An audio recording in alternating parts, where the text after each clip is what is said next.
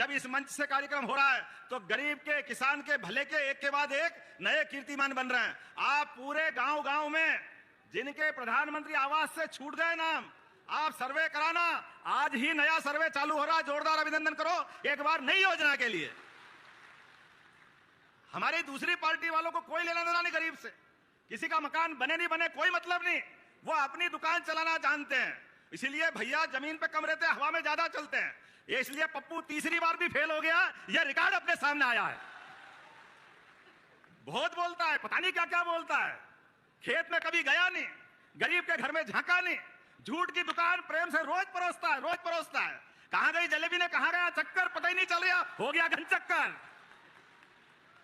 जिसके जैसे सोच, जिसके जैसे अपनी मालवी भाषा में बोलते, जिसके जैसे मांझने हो उसके हाल भी वही होने वाले रहते हैं, उसको कोई बचा नहीं सकता।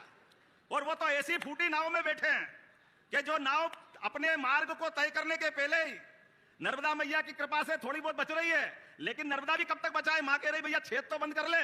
ये जो हल्की सोच है पूरे देश को बेवकूफ बनाने की, गरीबों के अपमान करने की, देश के सबसे बड़े चुने हुए पद पे बैठे हुए प्रधानमंत्री का और किसी भी व्यक्ति का अपमान करने का रिकॉर्ड अगर कोई वर्ल्ड रिकॉर्ड में देखेगा तो वो राहुल गांधी के नाम पे मिलेगा। ये बड़े दुर्भाग्य के साथ कहना पड़ेगा। एक ऐसा व्यक्ति जो किसी को भी कुछ बोल दे और उनको छूट है, कोई उनको रोकने वाला नहीं, कोई उनको टोकने वाला नहीं। ऐसी कांग्रेस और ऐसी कांग्रेस पार्टी जो अपने प्रधानमंत्री के कैबिनेट के निर्णय को सबके बीच कागज फाड़ करके चिंदे उड़ा के फेंक दे, यह है कांग्रेस का चरित्र। और अब हमारे यशस्वी प्रधानमंत्री के नेतृत्व में देश में सरकार चल रही है। उनके समय पाकिस्तान के लोग आकर के अपने देश के सैनिकों के सर काट के ले जाते थे, कोई बचाने वाला नहीं था। सैनिक अपने घर से जाकर के देश सेवा करना चाहता था, लेकिन ये अपमान कराते थे। सैनिकों की लाश को, सैनिकों के सर को फुटबॉल समझ के खेलते थे। और आप करके देखे, उनके बाप ने दूध पिलाया, तो यह है नरेंद्र मोदी की सरकार। आप बोली फेंको या गोला फेंकेगा, मालूम पड़ जाएगा नरेंद्र मोदी किसको कहते हैं। इसलिए पूरा देश आज यशस्वी प्रधानमंत्री के पीछे चल रहा है। मुझे इस बात की प्रसन्नता है, हमारे बीच यशस्वी कृषि मंत्री जब से बने, एमएसपी पे सोयाबीन, जोरदार ताली बजा, कभी सोच नहीं सकते थे। 130 प्रकार की सभी फसलों के लिए और आगे बढ़ते हुए जो जो हो सकता है, आज भी यही 6 प्रकार की खाद्य प्रसंस्करण की अलग अलग इकाइयों का लोकार्पण कर रहे हैं। मुझे इस बात की प्रसन्नता है कि सखी मोबाइल से हमारे आवास सखी मतलब गांव के अंदर कौन कौन से मकान बचे हैं वो हमारे को वापस लिस्ट बना देना। यशस्वी प्रधानमंत्री माननीय हमारे कृषि मंत्री जी वो ग्रामीण विकास मंत्री भी हैं, किसी को मकान चाहिए तो कमी नहीं आएगी, ये भी इनके द्वारा दिया जाएगा। ग्रामीण प्रधानमंत्री ग्रामीण सड़क के लिए आपका सर्वे और प्लानिंग है, जोरदार तालियां बजाओ, ये आज यहां लोकार्पित हुआ है। सागर, धार, बड़वानी, देवास, शिवपुरी, राजगढ़ हमारी फूड इंडस्ट्रियों का आज यहीं से लोकार्पण हुआ है, जोरदार ताली बजाओ। और सिंगरौली में तो कोदो कुटकी का भी आज इकाई का शुभारंभ हुआ है। स्वरोजगार के प्रशिक्षण केंद्र 5 जिलों के, जोरदार ताली बजा के अभिनंदन करो। और समय कम है, प्रदेश में 15 समुदाय प्रबंधित सामुदायिक प्रशिक्षण केंद्र, जिनके नाम अपन पढ़ेंगे तो नाम ज्यादा टाइम लग जाएगा, लेकिन ये प्रशिक्षण केंद्र ग्वालियर, देवास, बैतूल, जबलपुर, हरदा, बुरहानपुर, भोपाल, नर्मदापुरम। जोरदार नर्मदापुरम के लिए तो बजाई दो भाई, अपने पड़ोस वाले भी है। देवास भी अलग नहीं है, हमारे से जुड़ा हुआ है। और रीवा, उज्जैन और सीहोर भी है, सीहोर को छोड़ेंगे नहीं, बुधनी में होने वाला है। इंदौर, कटनी, नीमच, खरगोन, ये एक से बढ़कर एक कितनी सारी योजना है। और तेंदुपत्ता संग्राहकों का बोनस भी आज ही दिया गया। जोरदार तालियां बजा करके हमारे सभी भाई बहनों को बधाई देना चाहूंगा, जिनके बलबूते पर हमारे अपने दिवाली और दशहरा आने वाला है। अपने भाई बहनों के हाथ में पैसा आएगा तो उनकी दिवाली भी अच्छी मनेगी और अपना दशहरा भी अच्छा मनेगा। जोरदार अभिनंदन करो आज के इस अवसर पर। और एक दो नहीं, बहुत सारी बातें हैं। जिला यूनियन सीहोर की ब्रिजेश नगर की समिति को 4,28,000 का बोनस मिला। जोरदार अभिनंदन करें अपनी समिति के लोगों को।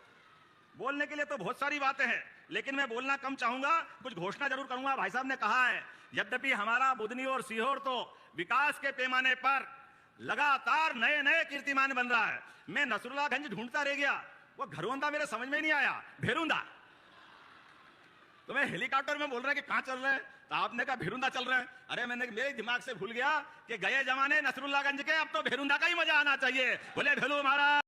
तो जैसा कि किसान भाइयों अभी आप लोग सुन पा रहे होंगे, डॉक्टर मोहन यादव यानी कि मुख्यमंत्री डॉक्टर मोहन यादव जी को उन्होंने कहा है कि हमारी सरकार जो है गरीबों, किसानों, महिलाओं, युवाओं के लिए है। और आप लोगों को बता दें कि मुख्यमंत्री डॉक्टर मोहन यादव जी ने ऐलान किया है, क्योंकि शिवराज सिंह चौहान भी रहे हैं, क्योंकि वो केंद्रीय कृषि मंत्री हैं और ग्रामीण विकास मंत्री भी हैं। तो उन्होंने कहा है कि जो भी गरीब जो है आवास योजना के अंतर्गत ढील गए यानी कि छूट गए हैं, उनको अब ऐप लॉन्च कर रहे हैं जिसके अंतर्गत नया आवास मिलेगा। ये उन्होंने घोषणा कर दी, काफ़ी अच्छी बात है। और आप लोगों को बता दें कि मुख्यमंत्री डॉक्टर मोहन यादव जी के साथ शिवराज सिंह चौहान जी बैठे हैं, तो वो अभी उसके बाद जो है बताएंगे जो किसानों गरीबों के लिए सरकार है उनके लिए काम कर रही है। और आप लोगों को बता दें कि मुख्यमंत्री डॉक्टर मोहन यादव जी ने कहा है कि लाडली बहनों के खाते में राशि जा रही है लगातार और आगे भी पहुँचेगी। हमारी सरकार किसानों को 12,000 रुपये देती है, 6,000 रुपये पीएम किसान के और 6,000 रुपये सीएम कल्याण योजना के अंतर्गत, यानी कि पीएम सीएम मिलाकर 12,000 रुपये मिलते हैं। ये काफ़ी अच्छी बात है। तो आप लोगों को सबसे पहले उनका पूरा भाषण सुनवाएंगे, फिर आगे आप लोगों को बताएंगे कि मुख्यमंत्री डॉक्टर मोहन यादव जी ने क्या क्या कहा है। तो चलिए हम सुनते हैं उनका पूरा भाषण, वो क्या कहते हैं। आपने कहा कि यहाँ बुधनी में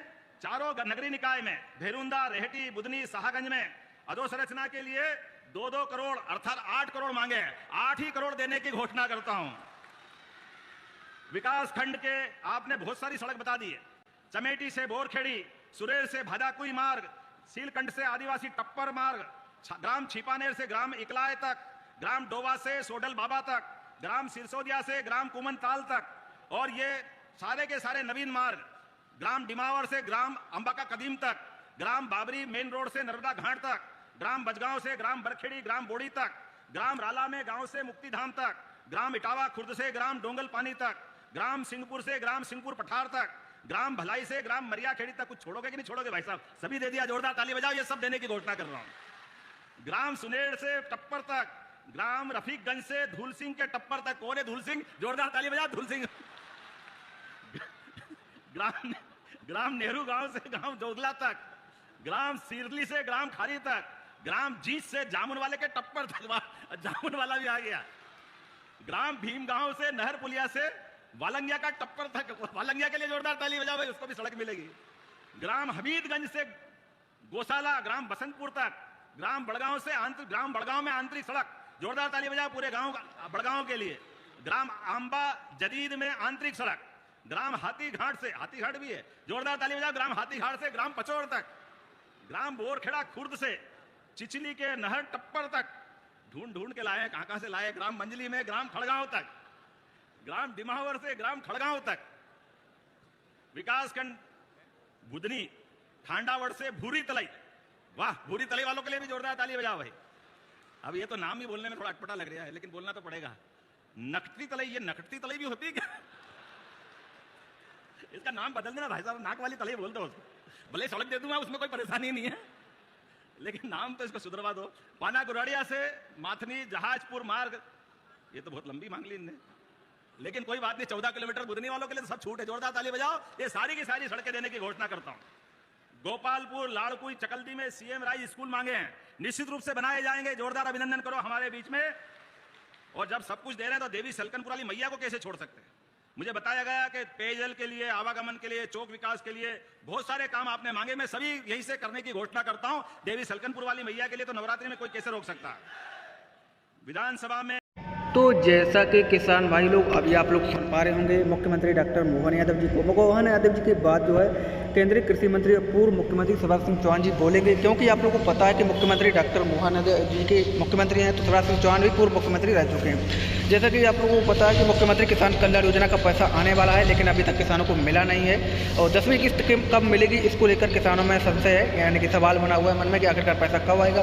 साथ ही आप लोगों को ये भी बता दें कि मुख्यमंत्री लाडली बहना का पैसा डल गया है। अब किसानों को राहत राशि, फसल बीमा राशि और मुआवजा राशि और किसानों को 2,000 रुपये की जो 10वीं किस्त है वो अभी तक मिली नहीं है। उसका इंतजार किसान काफ़ी लंबे समय से कर रहे हैं। आज 8 तारीख को पैसा आना था लेकिन नहीं आया है। अब लाडली बहना आवास को लेकर उन्होंने ऐलान कर दिया है कि जो बहनें गरीब रह गई हैं उनको अब आवास योजना की राशि है वो मिलेगी, तो वो बहनें चिंता ना करें। सर्वे आज से ही स्टार्ट हो रहा है। और खासकर उन्होंने कांग्रेस पर हमला बोला, कहा कांग्रेस की सरकार गई और बीजेपी की सरकार आ गई है फिर से हरियाणा में। तो ये काफ़ी अच्छी बात। चलिए सुनते हैं वो क्या कहते हैं। और घर से ही हेलीकॉप्टर से उड़ के जाते थे। ये हेलीकॉप्टर को भी अपनी प्राइवेट जागीर में समझते थे। किसी गरीब के लिए कोई काम नहीं आता है। मुझे इस बात की प्रसन्नता है, हमारी सरकार बनी, हमने निर्णय किया है कोई भी गरीब किसी भी हॉस्पिटल में हमारी एम्बुलेंस से भर्ती अगर हुआ है और उसकी जान बचाना है, कोई एक्सीडेंट हुआ है, उसको कभी बड़े जगह पे पहुंचाना है, तो हेलीकॉप्टर गरीब के लिए एयर एम्बुलेंस के रूप में आएगा और उसको उठा के ले जाएंगे। ये हमारी सरकार के निर्णय। सरकार काय के लिए होती? सरकार गरीबों की होती। उनकी चिंता कौन करेगा? अपने हाथ में। और पहले के दृश्य दिखते थे, हमने वो निर्णय भी बदला है कि किसी भी हॉस्पिटल में अपने में से कोई आदमी को भर्ती करो, उसके प्राण छूट जाए तो कोई कारण से मट्टी जो है वो कोई गरीब आदमी हाथ में ले जा रहा है, कोई साइकिल पे ले जा रहा है, कोई ठेला गाड़ी में ले जा रहा है, कोई बैलगाड़ी पे ले जा रहा है। ये शर्मनाक स्थिति। हमने कहा ये नहीं चलेगा। हमारी सरकार बनी, जैसे एम्बुलेंस से आपको घर से घायल को लेके आएंगे, ऐसे ही किसी कारण से किसी के प्राण चले गए तो घर तक छोड़ने की व्यवस्था सरकार के द्वारा होगी। यह अपनी सरकार के निर्णय है। लेकिन ये सब निर्णय कब तक चलेंगे? जब तक आप भाजपा के साथ चलोगे, विकास के साथ चलोगे, ये कारवां लगातार चलता रहेगा। और बुधनी के लिए तो कुछ बोलने की जरूरत नहीं है। पहले पत्र लिखते थे और पत्र लिख करके पूरी कहानी लिख के कहते थे आगे क्या लिखूं आप खुद समझदार हो। तो मैं मान के चलता हूं, आगे क्या बोलूं आप खुद समझदार हो।